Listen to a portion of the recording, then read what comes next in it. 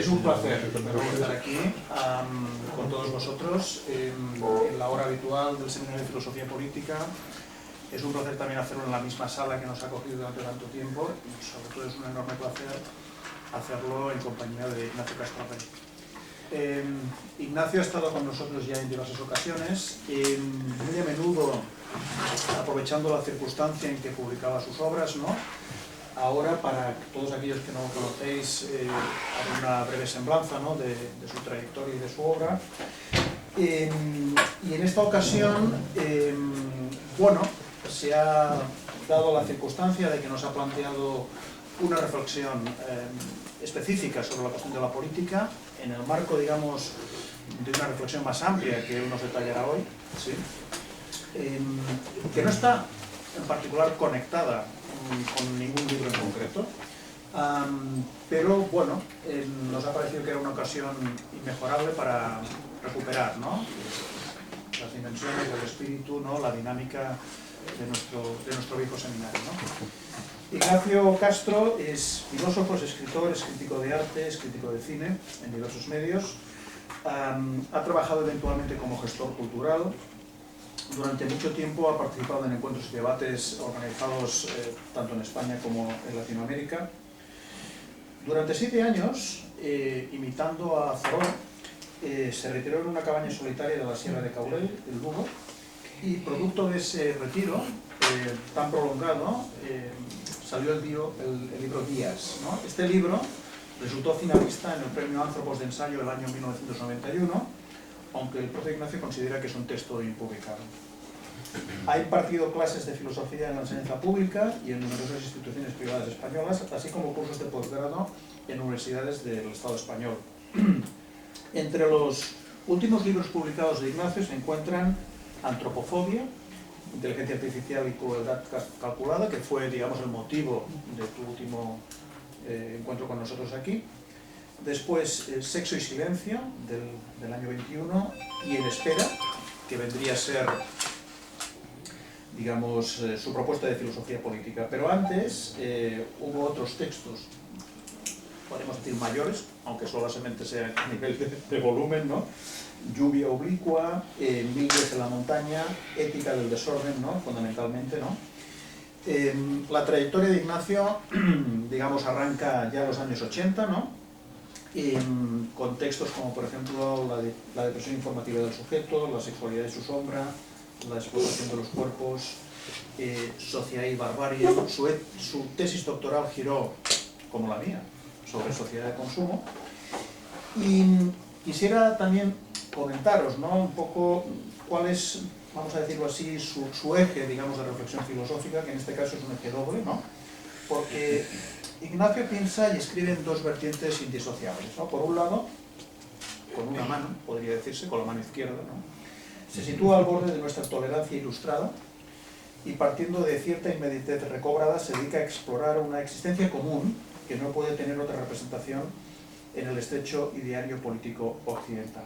Con la otra mano, con la derecha, y refiriéndose a este exterior terrenal, realiza una crítica constante de la violencia de nuestro supremacismo nihilista, que no solamente es el de los hijos de Israel, ¿no?, sino también el nuestro. En esta ocasión, el título de su charla, como siempre, es muy sugestivo: ¿en qué se reconoce la filosofía, impotencia real y arrogancia del pensar? Así que, Ignacio, tienes la palabra. Bueno, muchísimas gracias a todos por venir. En una mañana que seguro que teníais más cosas que hacer. Voy a intentar hablar más o menos en castellano, a veces en arameo o en algún idioma desconocido, pero bueno, ya está el debate posterior para que preguntéis, preciséis, objetéis, etc. Voy a hablar aproximadamente 45 minutos, quizás 50, porque la charla de hoy, por culpa de Luis Pla, al cual le agradezco mucho la invitación, pues, en fin, tiene un esquema así más bien amplio.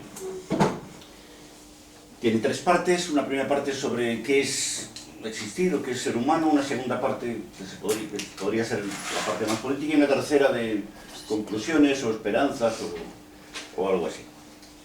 En la primera parte, la primera idea es el comienzo de Zaratustra. Al comienzo de Así habló Zaratustra, Nietzsche dibuja al ser humano, cosa que nos recuerda viejas leyendas, casi todo nos recuerda viejas leyendas, el ser humano como un puente tendido sobre el abismo. El abismo quizás en Nietzsche es el eterno retorno, pero un puente tendido sobre algo no humano, sino más bien terrenal o telúrico. Un puente, un juego sobre ese abismo. De hecho, la figura inicial del Zaratustra es el volatinero, el trapecista que cruza y al final cae ante un público a medias piadoso, a medias indiferente. Y esto de que el ser humano, el ser más tonto del mundo, el individuo, el ser humano más idiota, más subdesarrollado del mundo, más inculto del mundo, es una caja de resonancia para 1 millón de influencias que ni siquiera él conoce, nos retrotrae otra vez a una vieja leyenda. Por ejemplo, la leyenda del rostro como resonancia de 1000 cosas más. En la cara del hombre está el alma, etcétera, etcétera, etcétera. Este rostro que es como un cielo cambiante, un firmamento cambiante. El rostro de mi padre, pero el rostro cualquiera que tenga que reconocer, lo recuerdo ahora en el hospital, pues era un rostro infinitamente cambiante en una hora. Y también esto remite a la etimología de la palabra persona como lo que resuena en una superficie, personare. Por lo tanto, el ser humano como alguien próximo de lo peor, digamos, de lo más abismal, de lo más inhumano. Cuando el cristianismo dice, ama a tu prójimo como a ti mismo, quizás se refiere primeramente a la idea, y esto no siempre se atendió tampoco por el psicoanálisis, a la idea de que yo solo puedo ser prójimo de mí mismo. Me conozco muy relativamente, me he tratado muy relativamente, solo he estado conmigo en 8.500 ocasiones, por lo tanto, es un poco la pregunta que le hacen a Churchill, ¿qué opina de los alemanes? No sé, solo conozco a 7. Pues un poco así. ¿Qué opina de Ignacio Castro? Bueno, no sé, he conocido solo 8.500. Bueno, rostro de un fondo abisal, de un fondo sombrío abisal, y esto tiene múltiples manifestaciones en el pensamiento moderno. Cuando Freud, y sobre todo Lacan, más freudiano que Freud, habla de que una alucinación fundamental nos guía,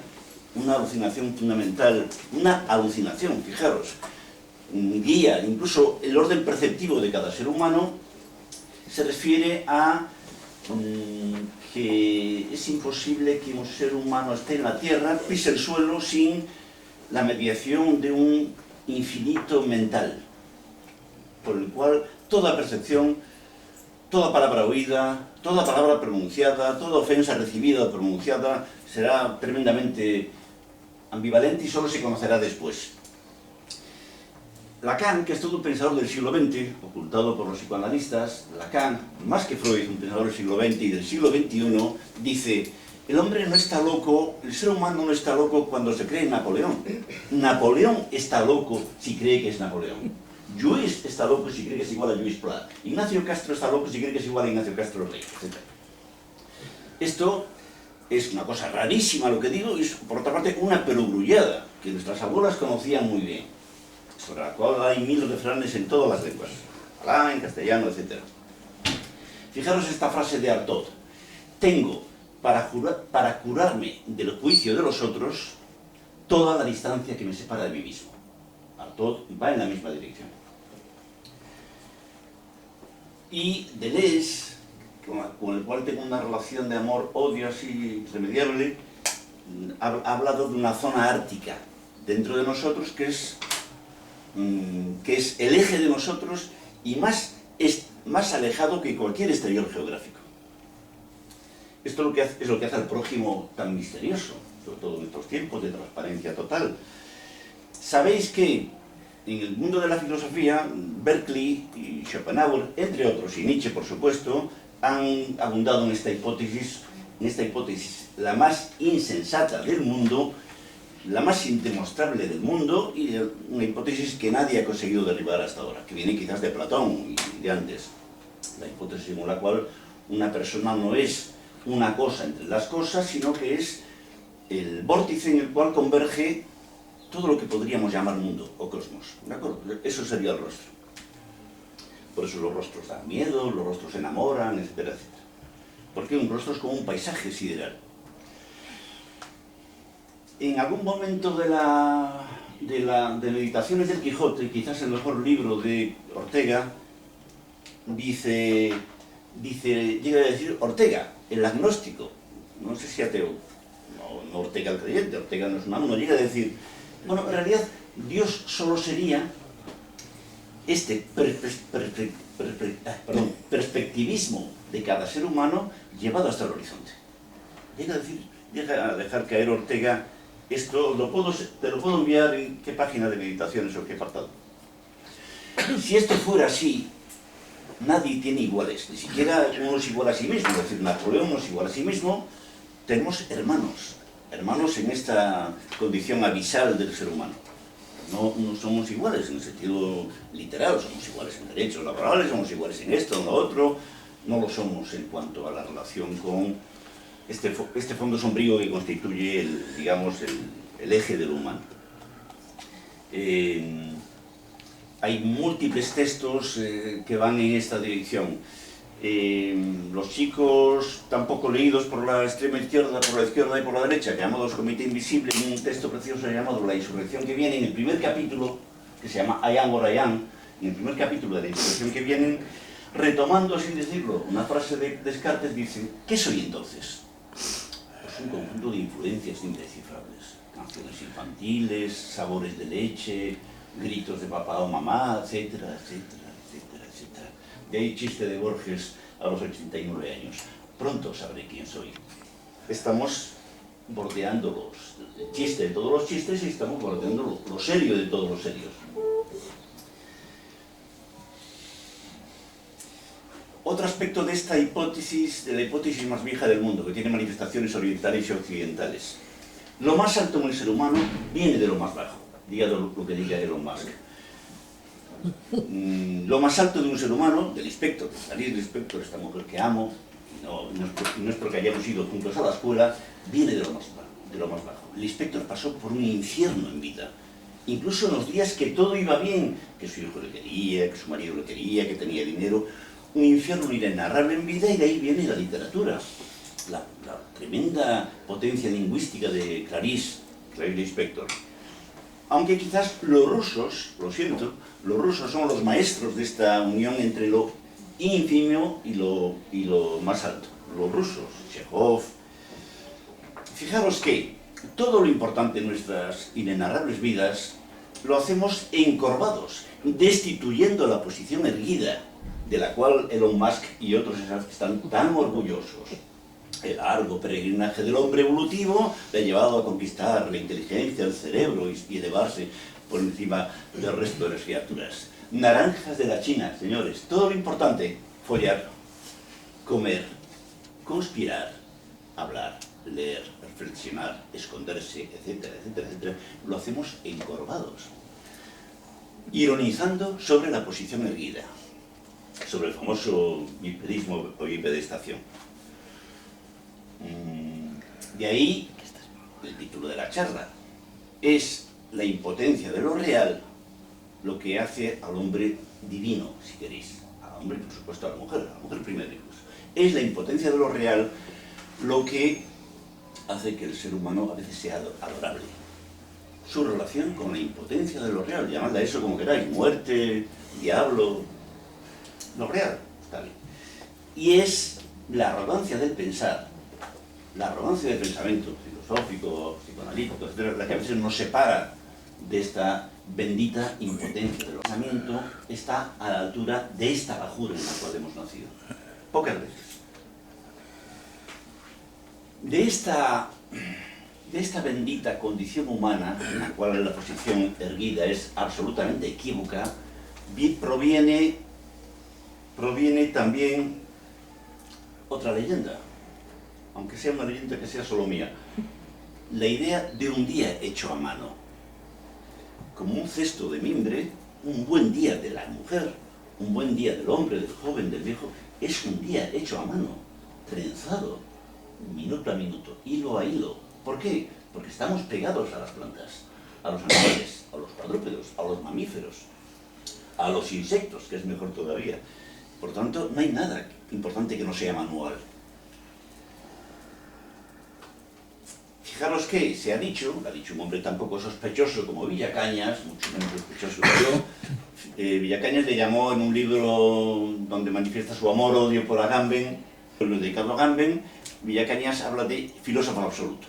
Pues bien, un filósofo absoluto, o sea, un filósofo, cuando lo hay, un bien muy escaso, porque el pensamiento en general no se aparta de lo real, pero cuando el pensamiento consigue retornar y capturar lo real, Agamben, etc., pues un filósofo absoluto no añade nada a la existencia, simplemente vuelve a ella, la recoge. La recoge.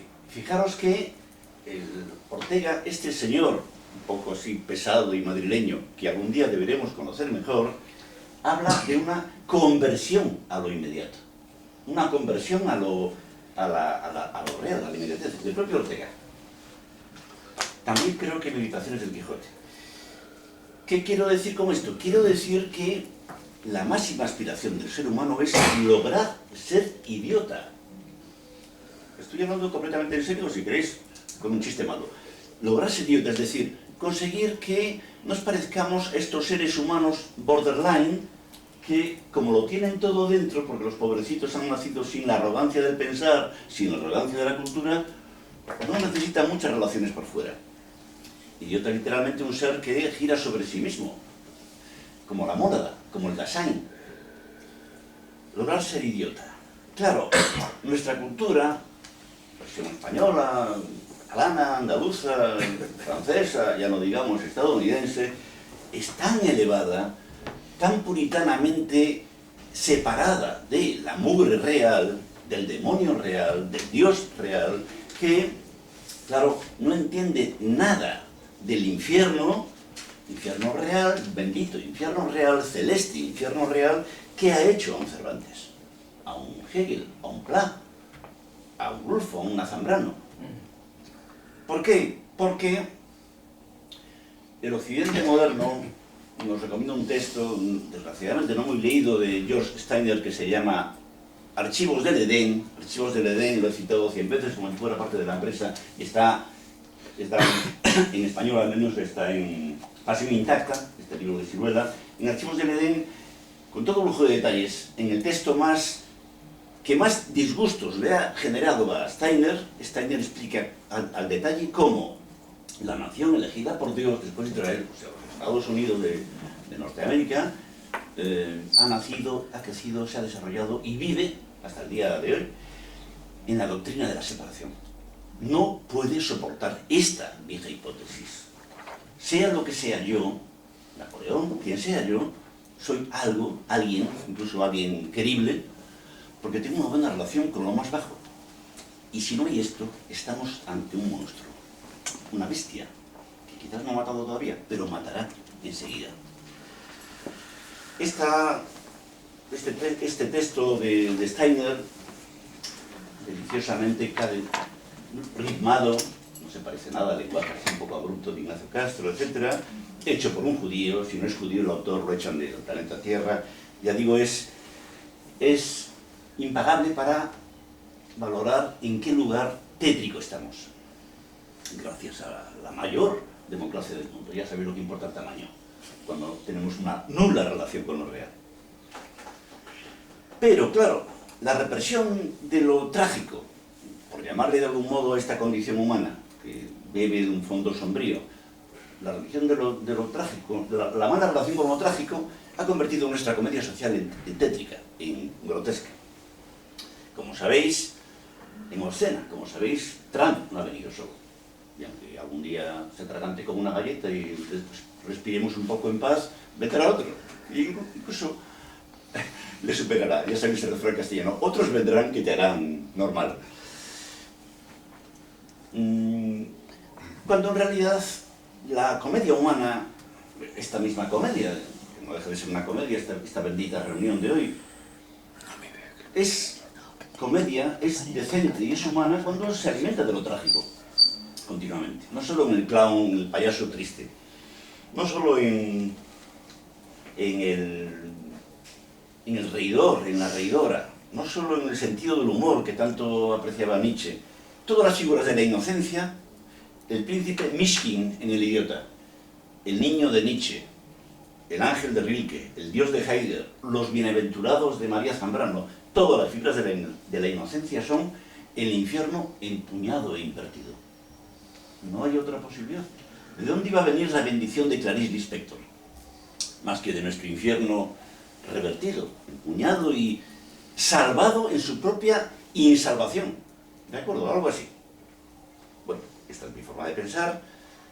En algún momento glorioso, Heidegger, hablando de Rilke, por lo tanto relajado, porque no se está enfrentando a ningún filósofo, dice que nuestra salvación proviene de... no emplea la palabra infierno.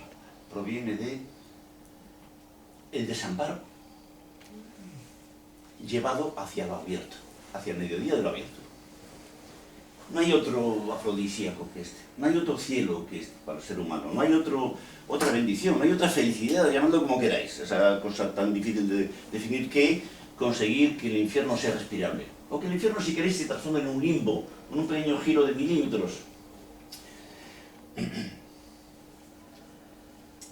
Foucault y Deleuze, les amo a los dos, pero tienen problemas con este retorno. Tienen problemas con este giro. O lo tienen aquí y allá. No los tiene para nada Simone Weil. No los tiene para nada Benjamin, ni Heidegger, ni Lacan, ni Agamben, por ejemplo.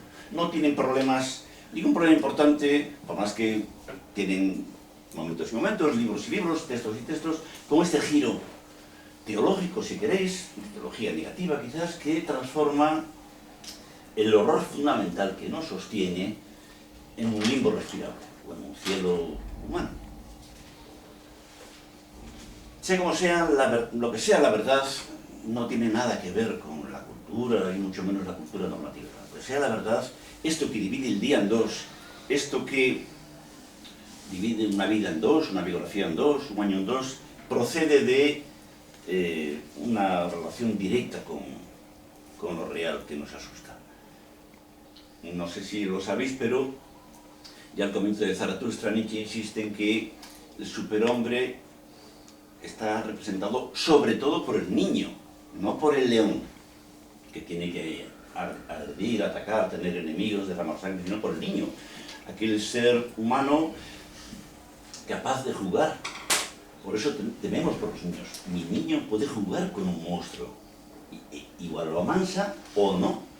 ¿De acuerdo? Ahí están todas estas leyendas, también la leyenda de que está en Epicuro, entre otros, de que el ser humano al morir ha de ser como un niño, para empaquetarse en un solo círculo, tiene su vida en un puño. Amo un libro, entre otros. Yo soy de amores, lo siento, y de vez en cuando de odios. Por ejemplo, jamás olvidaré un libro que os recomiendo encarecidamente, lo he hecho 8 veces aquí, creo, con la oferta del Corte Inglés, si no os gusta os devuelvo el precio. La comunidad que viene de Agamben. El mejor libro de Agamben, creo yo, el más difícil, el más breve. Jamás olvidaré cómo la comunidad que viene nos puede reconciliar con la estupidez de ser, con la vulgaridad de ser, con la banalidad de existir. Jamás olvidaré cómo ese libro me ayudó a ser cualquiera, imbécil, idiota, cualquiera, a no ser nadie y estar contento con esta beatitud de no ser nadie. Ser lo que sea, según el ayuntamiento, el Estado español o tal. Parece que estoy saltando, pero bueno, en mi cabeza yo no estoy saltando, pero después si estoy saltando me lo decís y resaltáis sobre esto. La tristeza es el motor de todo lo bueno del ser humano. Donde no hay tristeza, aléjate. Ese ser humano es peligroso. Por eso nos hemos aliado tanto políticos, no parecen tristes, nunca, jamás. Ni siquiera en el día de funeral de su hermana, los dos para echar a correr. La tristeza es el motor de la intensidad.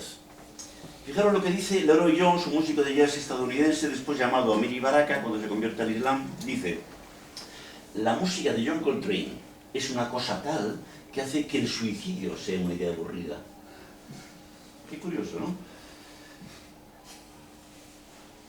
La música como expresión de este infierno de vivir convertido en fluidez pueril, en fluidez idiota, si queréis. Toda la música es un poco idiota, pensadlo, hasta Bach, un poco para llevar el compás y tararearla, siguiéndola. también el humor es un poco idiota y es clave. El humor es clave como realización de lo peor del ser humano. En algún momento precioso que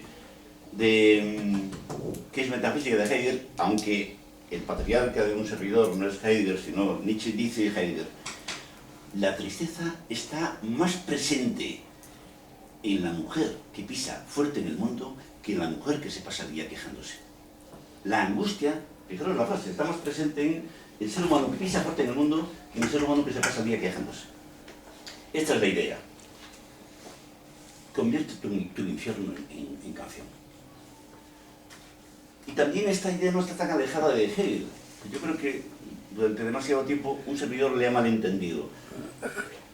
El amo no es el que manda sobre los demás, es amo porque no ha retrocedido ante la muerte, ante este abismo de vivir.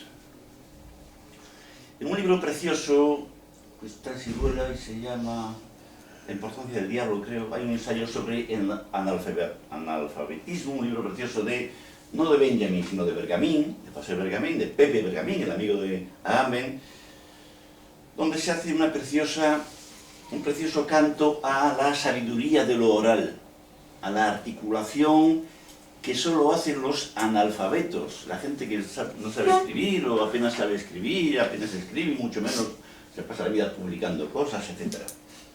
Esto que está en el folclore popular, catalán, andaluz, castellano, etc.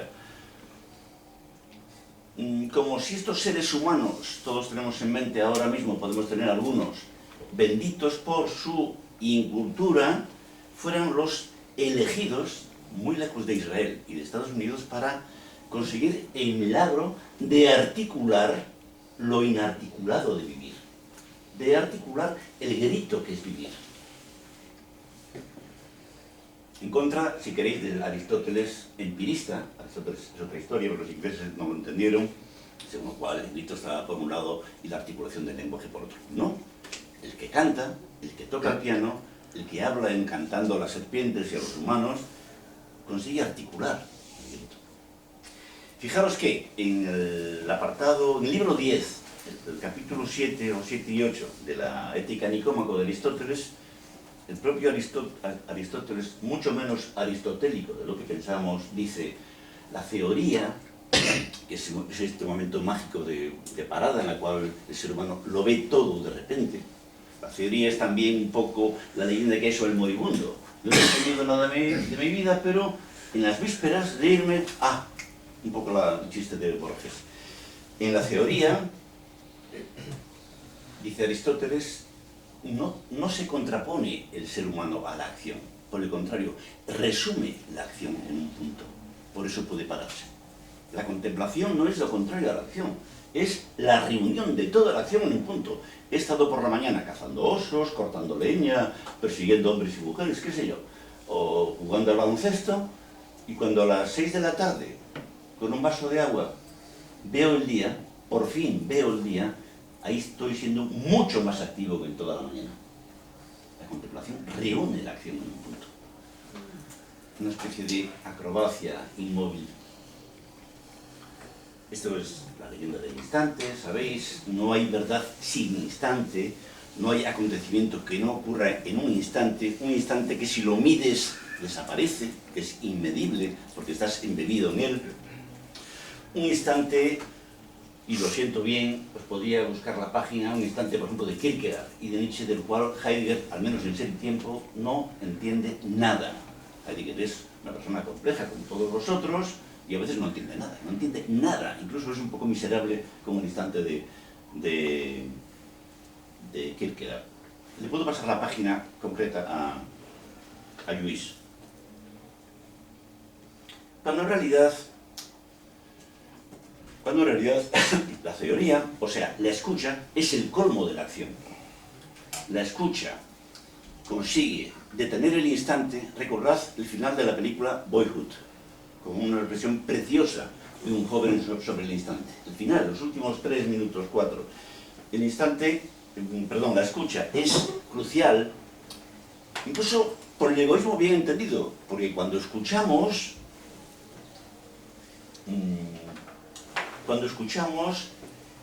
culminamos la acción. la culminamos, es lo más difícil de la acción. Es más difícil que escalar montañas, escuchar. Porque es dejar que lo otro que ya estaba en ti entre por fin con forma, entre por fin con palabras, con sentido, etc. Dice Bergamín en otro artículo, en otro texto, es simplemente pensar, un pensamiento en conmoción, dice Bergamín. Sentir es pensar, pasa que en conmoción, aún emocionado por su descubrimiento, aún abrazando lo que ha descubierto. Paso a la segunda parte de política y si no me da tiempo a la tercera, pues no pasa nada. A ver, uno que es por la parte un perfecto idiota, por otra parte, de vez en cuando, sí, un ser humano que percibe. El otro día tomaba nota de una frase genial. A mí me encanta el parte del tiempo en Madrid, por ejemplo, porque es como la Tercera Guerra Mundial. Parece que estamos acosados por múltiples fenómenos meteorológicos mortales, sobre todo nos destrozan la permanente. Después cuando viene la dana nadie se entera, pero las vísperas de cualquier día normal son apocalípticas. Entonces, si le quitáis el volumen al locutor que expresa el parte del tiempo es absolutamente cómico. Pero al final a veces acaba diciendo, disfruten de la estabilidad, porque al final de todo nos pasa nada mañana, es un poco de viento. Disfruten de la estabilidad y parte del tiempo indican ya solo eso, que tenemos una pésima atención a la diversidad. No somos quien, nosotros los occidentales, estoy hablando de Occidente, no somos quien para decir nada de la diversidad. No sabemos nada de diversidad. El clima mismo en sí mismo es algo que nos aterra. Ni siquiera lo miramos por la ventana, miramos el parte meteorológico para saber si mañana va a llover o no en Barcelona. En vez de, como nuestras abuelas, asomarse y decir, no, mañana no llueve. La gente se junta en Occidente, no sé, en la Meca. Dejemos por ahora de lado Arabia Saudí, China, etc. Hoy recibí, por cierto, pues os lo cuento, un precioso WhatsApp de China, un amigo valenciano que está ahí. La gente se junta en Occidente para obedecer. Se junta para abrazar la religión de la seguridad. Ya sabéis, a Dios muerto, Dios puesto, y por lo tanto no hay Dios destituido que no sea sustituido por otro, y la seguridad es nuestro Dios. Se junta para obedecer. Y se junta para obedecer sin fisuras. Si todos obedecemos en esta clase, en esta aula, si todos obedecemos a lo que sea, a Pedro Sánchez, a quien sea, al tío del tiempo, no le llamamos a obedecer a eso. Es obvio que mañana va a llover. ¿De acuerdo? Esto no es obediencia. Exactamente igual que en algunas tribus laponas o nuit, no existe la palabra nieve. Todo es nieve. No existe el concepto nieve. Todo es nieve, ¿de acuerdo? Pues la obediencia, cuando todo es obediencia, nadie obedece, nadie se siente esclavo. ¿Por qué? Porque la obediencia es rizomática, queridos. Hemos conseguido una obediencia rizomática. Una obediencia diversa. Tú obedeces a tu modo, yo al mío, tú al tuyo, y todos vamos juntos a los mismos sitios, compramos el mismo disco, vemos la misma película, pero como cada cual lo hace con su estilo de vida, todos seguimos felices. Censura rizomática. Estuve repasando solo parte de los deberes que tenía para hoy, demasiados, como estáis viendo, pero repasé el comienzo de un libro precioso, que la izquierda no ha atendido, no sé dónde está la izquierda, nunca entiendo lo que hay que atender, en los comentarios a la Sociedad de Espectáculo de Guy Debord, los libros debe tener en España 30 años o algo así, o más. Guy Debord dice, jamás la censura ha sido tan perfecta. En esas estamos, queridos, en una censura cuasi perfecta. No sabemos nada de nada, pero no por la condición humana, sino por esta bendita sociedad ultradisciplinada en relación al Tercer Reich. Me gustaría saber cuántos en esta sala se han tomado la molestia, y esta sala no creo que sea que represente el nivel más bajo de inquietud intelectual en Barcelona, en ningún sitio, cuántos se han tomado la molestia de intentar leer el libro de Todt, de Manuel Todt, La derrota del Occidente, que es crucial. Creo que hay un whisky también, a ser posible, un buen vino. Acercaos a ver a Agnes de Dios, pero acercaos como se entra en un templo. No va a ser fácil, no estamos en una autopista, ¿de acuerdo? Acercaos a ver a Agnes de Dios, acercaos a ver una cosa de antes de ayer, de hace 3 años, la primera película en gaélico, que se llama The Quiet Girl, jugando con el título de The Quiet Man, no recuerdo ahora el director, y acercaos a ver, si queréis, si os atrevéis y os quedan energías, Weatherby. en España Un pasado en sombras, una película que tenemos un taller de cine que ahora enseguida empieza y que no sé por qué nadie se ha visto. De hecho, le costó muchísimo a mis amigos piratitas bajarla porque apenas había usuarios. Para que veáis un poco hasta qué punto vivimos encerrados en la peor de las cárceles, una sociedad abierta, es decir, que se cierra de modo múltiple continuamente. La sociedad nuestra es estúpidamente creyente, como no podemos imaginar que ha existido ninguna. Cree en cualquier cosa, en parte del tiempo, la última chorrada de Trump, la última de Pepe Pérez o Pedro Sánchez o María Castaña, y después cree como el narcisismo, que hace la creencia imbatible. Si yo soy la de Dios, y sé que mañana va a llover, ¿qué coño tenéis que decirme de mañana? Nada, ¿me explico? Yo soy la leche y sé que mañana va a llover. Cree con esta certeza imbatible del narcisismo. El narcisismo, o si queréis, el narcinismo, es el pegamento de todos los niveles sociales, desde la jefatura de gobierno a los lumpen que toman cañas.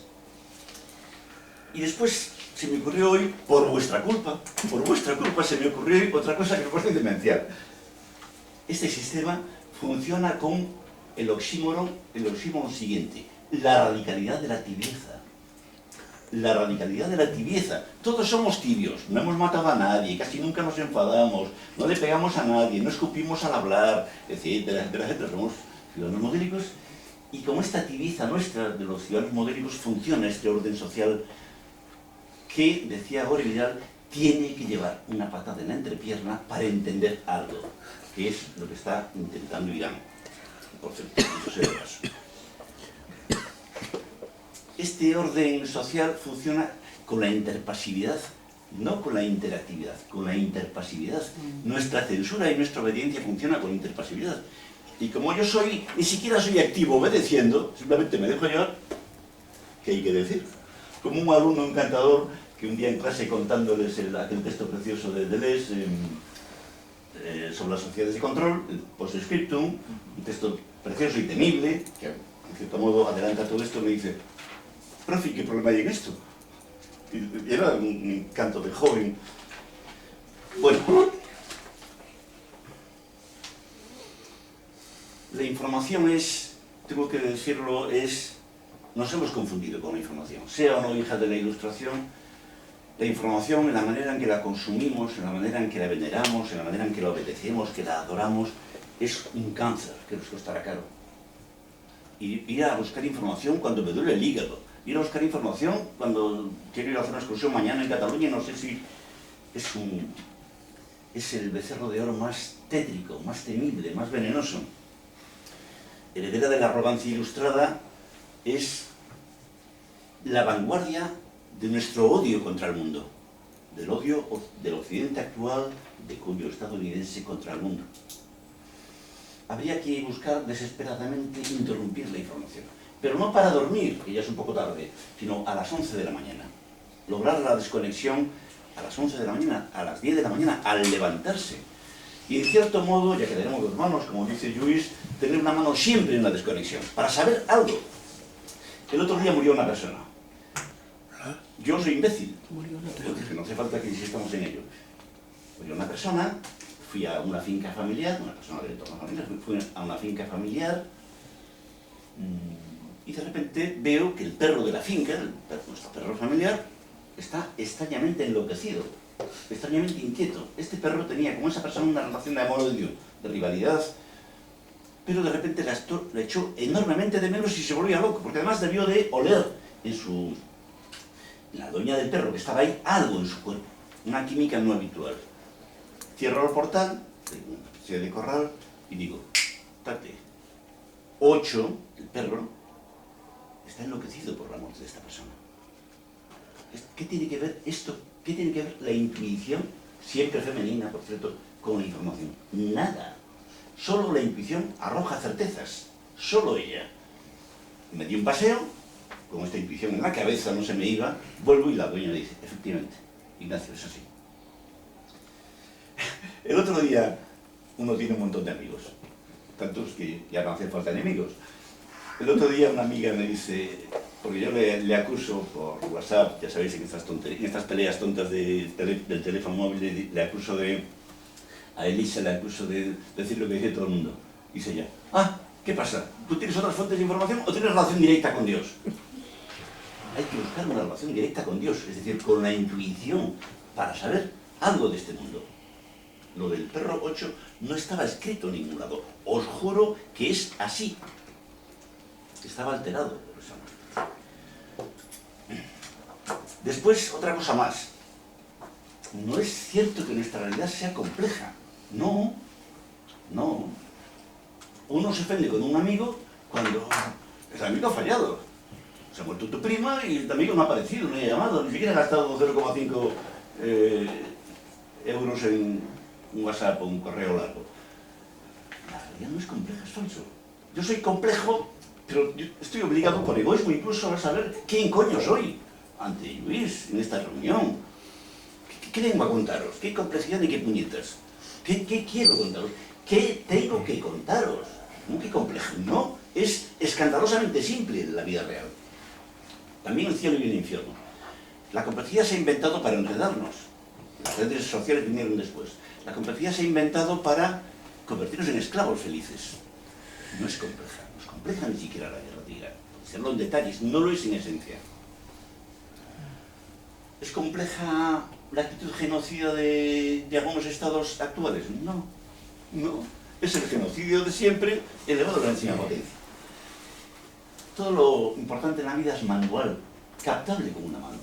Un amigo que algunos conocéis aquí decía, yo solo me pronuncio sobre lo que alcanza mi mano. Está bien. Lo que alcanza su mano, si su mano es sensible, no deja nada afuera. Tampoco Ucrania y Laponia y el planeta Marte.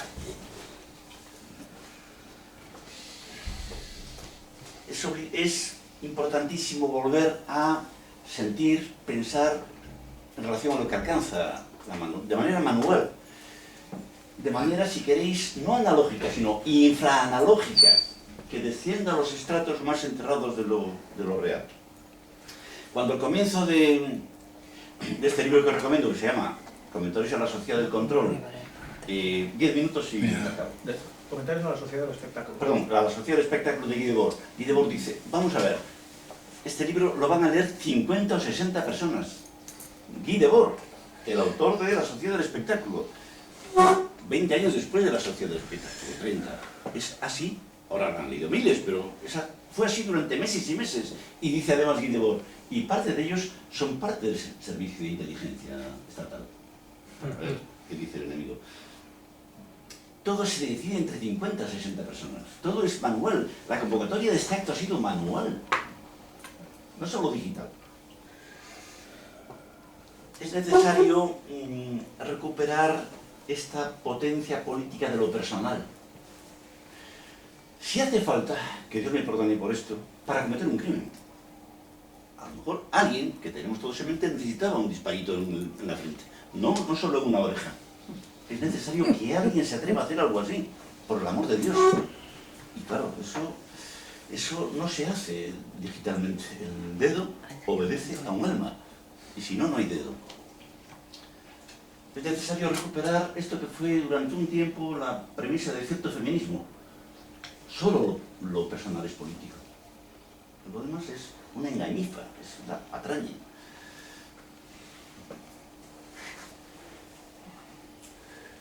Cuando Foucault, en no sé qué ensayo sobre Nietzsche, creo que era un ensayo sobre Nietzsche, vincula el superhombre nietzscheano al hombre del subsuelo de Dostoyevsky, no está bromeando, está hablando de lo que hay. Es necesario, en todos los momentos claves, ser un bicho del subsuelo, un ser humano de los sótanos, no del piso 17. Ser capaz de respirar en los sótanos. Te da falta llevar mascarilla. Y, de hecho, la literatura que amamos es eso. La literatura universal es una literatura de lo inconcebiblemente particular, no de otra cosa. ¿Qué es Balzer? ¿Qué es el Quijote? ¿Qué es Lispector? ¿Qué es Vallejo? Josep Pla, etcétera, etcétera.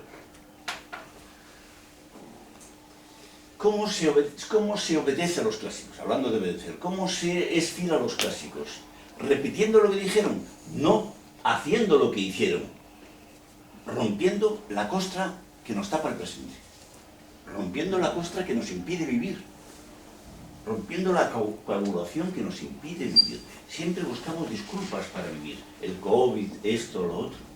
¿Ya está bien? No debemos seguir en esa línea, sea ilustrada o no. Y no buscar disculpas para no vivir, significa recuperar unas viejas palabras que hemos despreciado durante demasiado tiempo. La cólera es importantísima, queridos. La cólera es importantísima. El odio es importantísimo. Apuntar bien como el odio. Por supuesto el amor. Pero del amor viene la cólera y el odio. La cólera es crucial. Nos ahorra muchas horas de gimnasio y de psicoanalista. A veces horas perdidas y a veces incluso caras. La cólera es crucial. Nos ha faltado cólera. Pero cólera humana. Cólera que viene del amor. Para intentar, ya no digo hacer, sino decir algo ante el tema de Gaza. Nos ha faltado cólera. Excepto quizás en el País Vasco. Nos ha faltado, ya no digamos en Europa, en España nos ha faltado cólera. En Cataluña, en Madrid, en Andalucía, nos ha faltado cólera demasiadas veces. Y la cólera es maravillosa. Consigues con un chiste horrible, un chiste negro, un gesto, lo que no consigues con 8000 palabras. La cólera trabaja en instante, como pocas cosas trabajan en instante. También el amor, de acuerdo. En primer lugar el amor, pero también la cólera. Porque además el pensamiento, esto lo decía hasta Hegel, el pensamiento en un sentido bueno, el pensamiento de Benjamin, de Benjamin, de Agamben, de Hegel, de Lispector. Pocos libros de filosofía he leído como algunos libros de Lispector, Aprendizaje, La hora de la estrella. No os perdáis la hora de la estrella y entrad ahí con miedo. Si no entráis con miedo, no sabéis lo que estáis haciendo. Un libro breve. Todos los libros importantes usan a fondo una cólera por la injusticia de vivir que les permite no ser edificantes. No hay que ser edificantes. Todo lo importante viene de lo no edificado, sino de lo escuchado. Decía Hegel incluso que el pensamiento es el escepticismo consumándose, lo negativo consumándose. No lo negativo quieto que se queja, no el escepticismo quieto que se queja, ay, que mal va todo, tal. No, el escepticismo que se convierte en marcha, en un chiste, en un humor. Acabo enseguida y... sí, y dejo la tercera parte, acabo enseguida. ¿Por qué a nuestro sistema, por qué nuestro orden social, este capitalismo en el cual está ya hasta el tuétano prácticamente toda la izquierda metido, odia todas las singularidades? Todas. Si no es Irán el régimen de los ayatolás, es Cuba o Maduro, todo lo que es singular es odiado. Y la izquierda ha demonizado para que después la derecha arroje las bombas. En Venezuela, en Irak, en todas partes, en Gaza, en Irán. ¿Por qué este puñetero sistema que lo horrorizaría a Dios si existiese odia a Cuba? ¿Por qué va a odiar a una isla de 12 millones de personas? ¿Por qué? Porque es un sistema estúpidamente artificial, hinchado como un globo y le teme a una sola aguja. Cuba, Irán, cualquier país, Venezuela, que ya sé que no era una nación ni un régimen perfecto, es una aguja potencial. Y esto le da pánico al puritanismo que nos dirige. Que no ha nacido en Badajoz, os recuerdo, sino bastante más al norte. Un amigo, haciendo un chiste simpático, que tenía amigos hasta en el infierno, le llamó enfermación a la información. Enfermación, lo que nos convierte en enfermos crónicos. La enfermación, podéis apuntarlo, mismo yo. Cuba es una aguja para nuestro globo. Igual que la cabina presurizada de un avión se depresuriza con un pequeño disparo que es mortal, cualquier cosa, cualquier avería que permita entrar una vía de aire.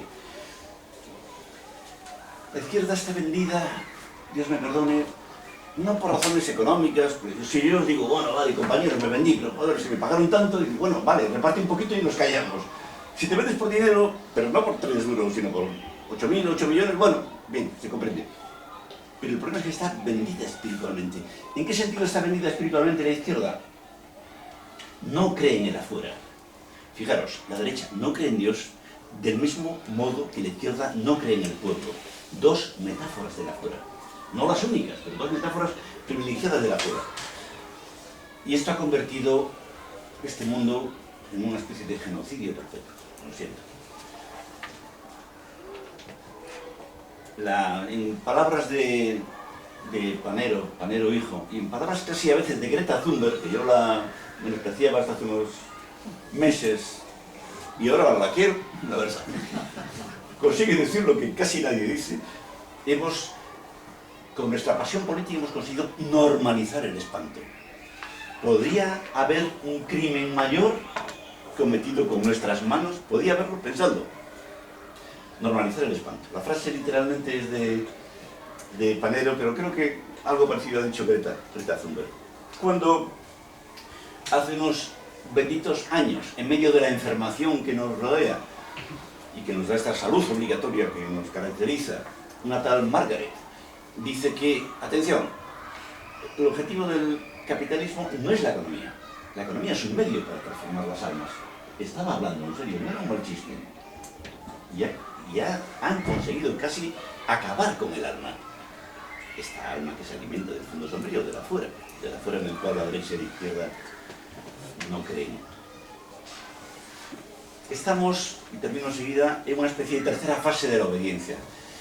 Imaginaros que primero hubo la disciplina patriarcal, heteropatriarcal, autoritaria, la gente encerrada, obreros, presos, mujeres en las fábricas, etcétera, etcétera, etcétera, encerrada en espacios de encierro, con uniforme, hora fija de entrada, hora fija de salida, esto hasta la Segunda Guerra Mundial, digamos. Después vino el control, que es un texto de Deleuze, precioso, ante el cual mi alumno dice, pero ¿qué problema hay, profe?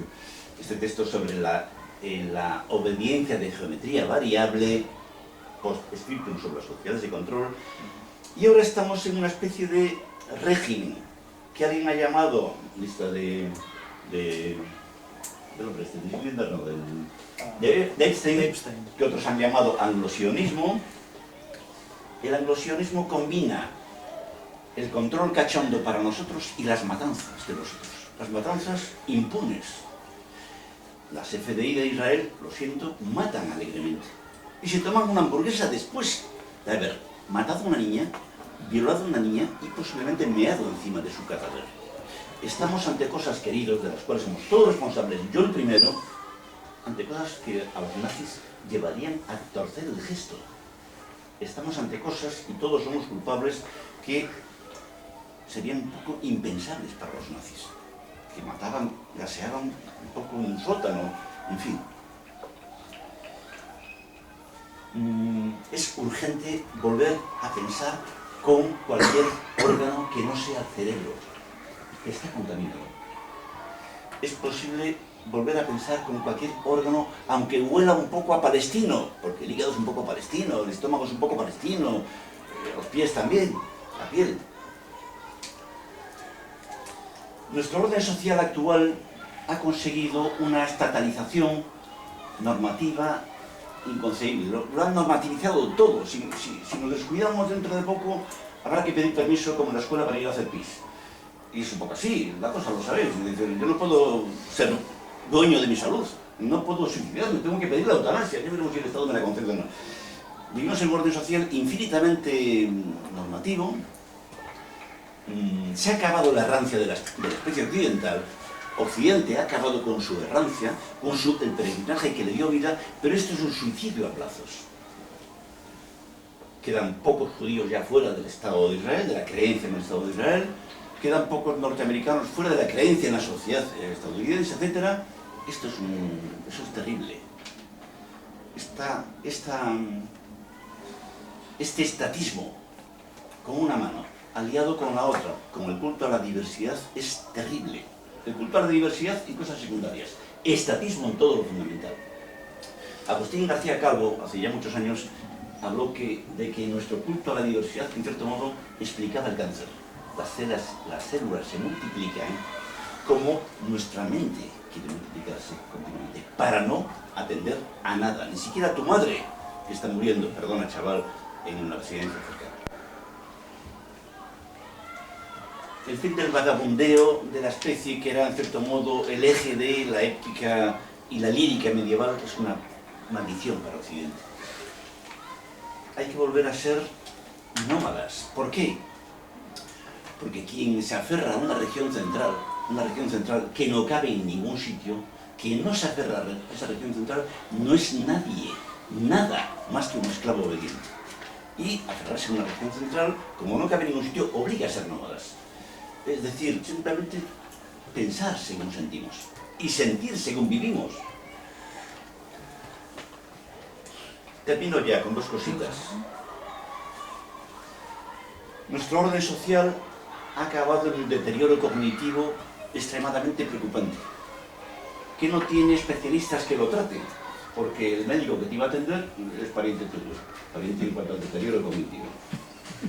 Deterioro cognitivo producido por la yugulación del sentir, por la yugulación del corazón. Toda nuestra pasión por la inteligencia es la pasión de una estirpe que ha estirpado su corazón. Entonces solo queda la inteligencia y, por supuesto, artificial no tiene corazón que le alimente, que le indique por dónde pensar y en qué dirección. Termino solo con una cosa un poco aparentemente secundaria. Juraría que incluso el desprecio académico por Agamben, que es un pensador que habría que conocer, asomaros a este libro inmensamente político por impolítico, que es La Comunidad que viene, el desprecio académico hacia Agamben es signo del odio político hacia cualquier afuera, común, impolítico, histórico, sin el cual no somos nada más que la cultura aberrante que hemos logrado después de 2 o 3 siglos de ilustración arrogante. En fin, lo dejo aquí y el debate está servido. De cuadro sinóptico, ¿no? De síntesis de lo que nos has venido a decir, desde el punto de vista categorial, desde el punto de vista más profundamente filosófico, podemos decir lo siguiente, ¿no? Pensar no, sentir. El tiempo, la eternidad no, sino el instante. El proyecto no, sino la intuición.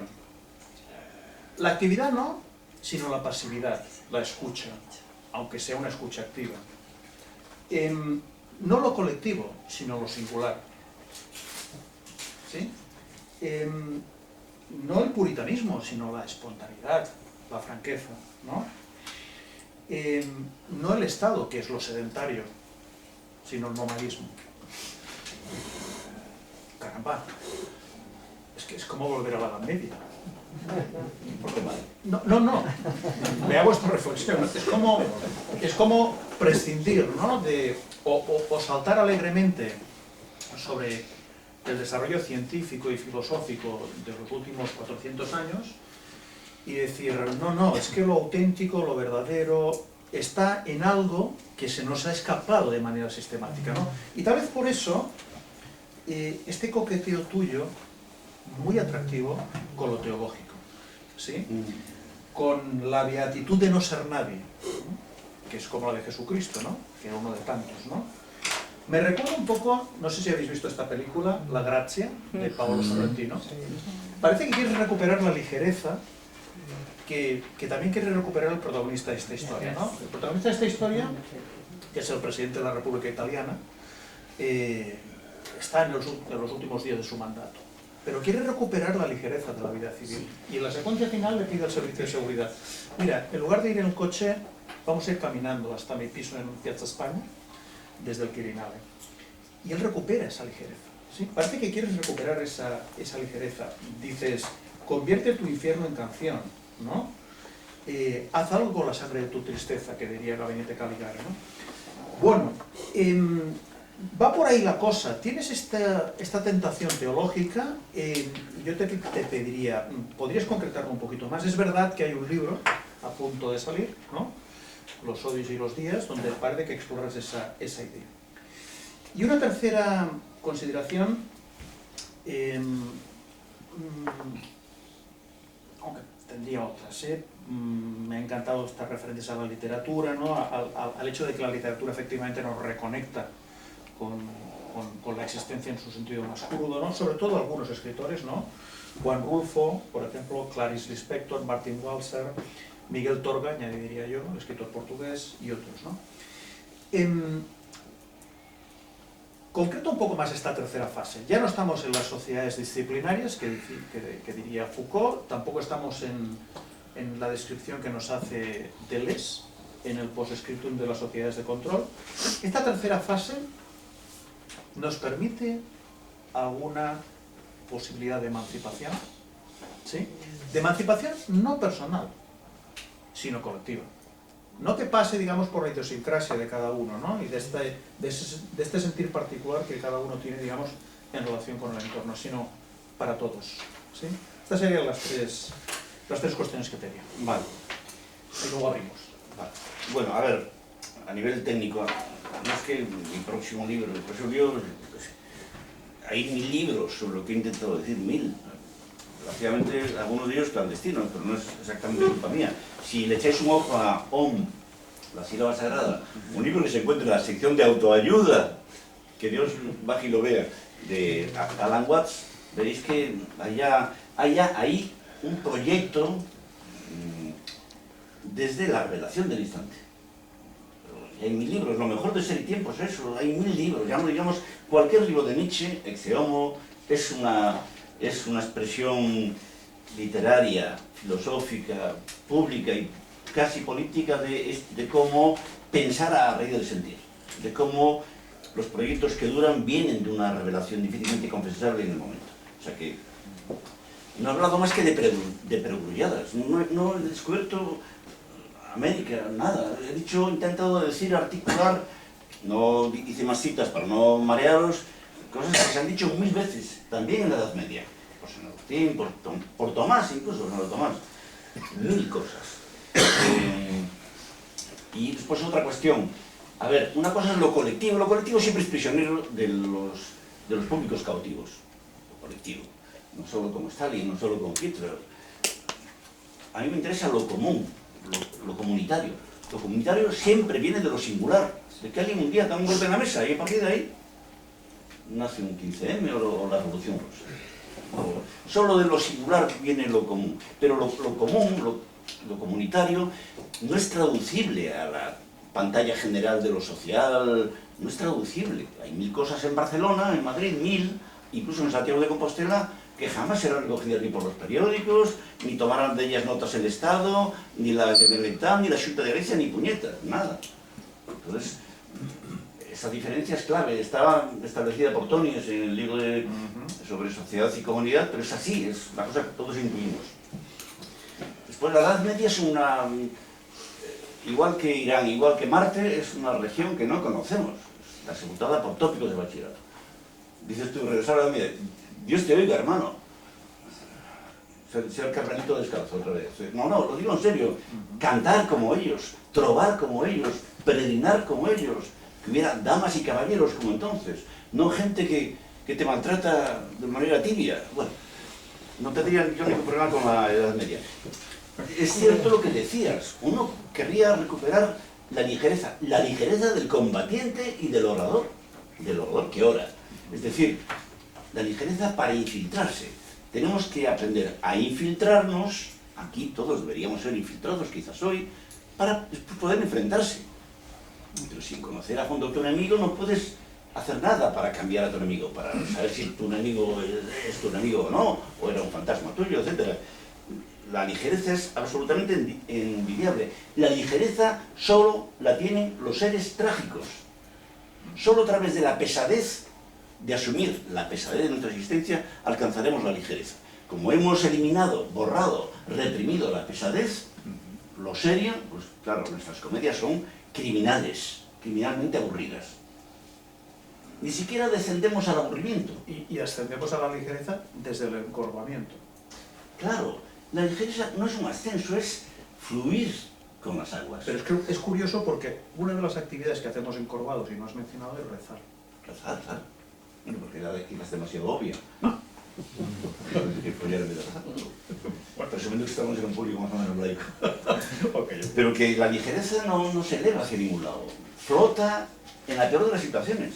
La ligereza del condenado a muerte que sabe que va a morir. La ligereza de este hombre. Por ejemplo, hace 20 años en El País, o 25 años, un prisionero, un asesino profesional estadounidense. Y era famoso, creo, porque Norman Mailer la había entrevistado varias veces. Bueno, un caso famoso. Con una condena a muerte polémica, como todos, quizás. Llega a decir en el país, por favor, no luchen contra mi condena a muerte. A, es imposible. B, quiero morir. Es la única forma de pedir perdón a mis víctimas. He intentado matar 100 veces, decía él, ya dejar de fumar es difícil, dejar de matar es imposible para mí. Quiero morir, es mi única manera de... esta ligereza. Un tío que está a las puertas de la muerte y no quiere más aplazamientos. Este sentido del humor del moribundo, esta beatitud del moribundo que somos a las puertas de tomar cualquier decisión crucial. ¿De acuerdo? Mañana me caso, lo que sea. Mañana me escapo. ¿Y qué más? ¿Qué más? Solo una cosa más. ¿Qué es lo peor de esta época? Lo peor de esta época en Occidente, en España, en Francia, en Alemania, Dios mío, a lo mejor incluso en Italia, a lo mejor incluso en Italia está en una parte, otro día, en Inglaterra, en Estados Unidos, lo peor, el colaboracionismo aberrante del progresismo con lo más sórdido. En la propia lista de Epstein, casi ninguno es carca, todos son muy modernos. Pero es un ejemplo que no quiero usar más porque es un poco abusivo ya el uso que se hace de ese ejemplo. Lo peor de nuestra época, en el asunto de Ucrania, en el asunto de Gaza, en el asunto de Irán, en todos los asuntos de Venezuela, es el colaboracionismo infinito de la izquierda. El propio Pablo Iglesias, que no es santo exactamente de mi devoción todos los días, lo dijo hace un mes. Lo de Venezuela no habría sido posible sin la demonización que el progresismo o la izquierda, o parte de la izquierda, han hecho de Maduro, su régimen, etc. Entonces vivimos en un mundo tremendo. Y acabo ya, cuando Silvio Rodríguez dice, por favor, reclamo mi derecho al Kalashnikov, estoy con él, al Kalashnikov, al AKM, sabéis que dispara bastante bien, incluso mojado y lleno de barro. Estoy con él.